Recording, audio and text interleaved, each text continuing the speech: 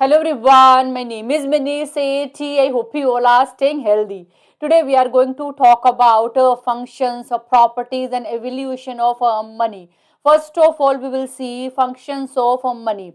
Money is not just a paper, it is oil that keeps the gears of economy turning. Economists break down its function into three parts: a primary function, secondary function and contingency function. One by one we discuss about each. Primary functions of money. Primary functions of money are fundamental functions of money. Medium of exchange. We use money for making payment for all transactions of goods and services. Buyers buy goods through money. Similar, seller sells goods through money. Measures of value. Just as we use centimeter to measure length, similar we use money in order to measure worth of our commodities. It helps in pricing strategies.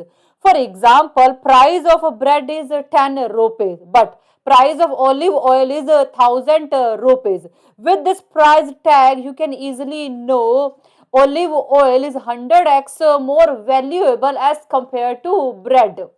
Secondary function of money. Secondary function of money are related to role of money in complex economic transaction. Standard of deferred payment. This function allow credit and settlements of debts which you pay in future. That means this function allow you can buy things now and pay for this in future. For example, Sam want to buy this computer, but Sam cannot pay full amount of dollar 5,000. So bank lets him to take this computer now and allow him to pay back dollar 200 every month for next 2 years. This is possible because money has a stable standard to measure. But this is not possible in case of barter system when you exchange goods for another goods. So obviously you will do argument for quality of goods. Next secondary function, store of value. Money allow you shift your purchasing power from present to future.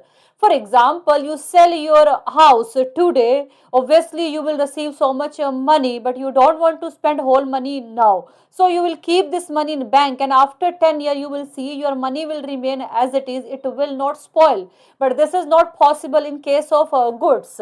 Money as a transfer of value. Money act as a medium to transfer purchasing power from one person to another, from one place to another. For example, you are sending money to your family members who are living in another city, or you are purchasing goods from foreign countries. Contingent functions of money. Contingent function of money means a situational role of money, which in modern day money perform in developing and developed economies. Distribution of national income. With the money, we can pay wages, interest, rent, and profit. Equalization of marginal utility. Money allow consumer to spend his income in different commodities in such a way so that he can receive maximum satisfaction. Basis for credit. Bank keep so much cash in reserve in order to generate loans in economy. So money is basis for credit. Liquidity. Money is most liquid asset. That means instantly you can convert money into another assets like stock, gold.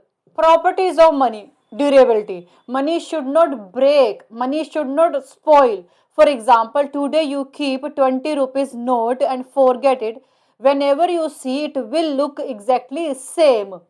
Portability. You should able to carry money with you very easily. Obviously, if money is very heavy, how can you carry it? Next, divisibility.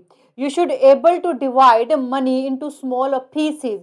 For example, we can easily divide 50 rupees note into small 10 rupees a note. Uniform. Every pieces of money should look exactly same. For example, every 20 rupees note should look exactly same. Limited supply. Money should have limited supply because more supply of money can create hyperinflation.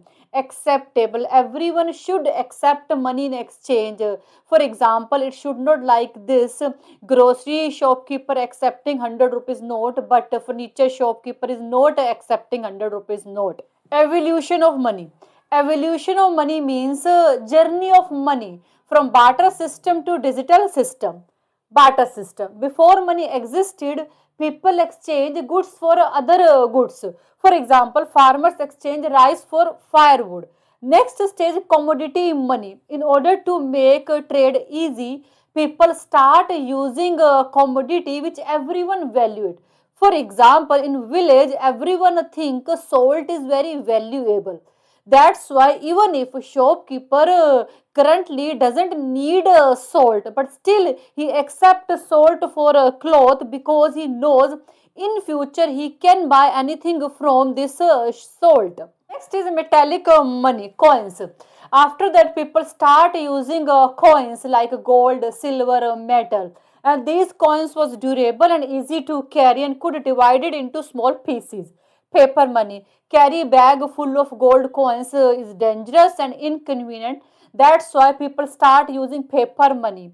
China was first to use paper money starting between century 7th and 10th. After that, digital and plastic money was introduced like plastic cards, credit card, debit card, digital payment, mobile apps like UPI, online banking moves money instantly. Then cryptocurrency was introduced in 2009. It is like digital currencies, Bitcoin, which do not rely on central bank at all. So this is all about today's video. I think you got it and thank you so much for watching this video. Bye. Take care.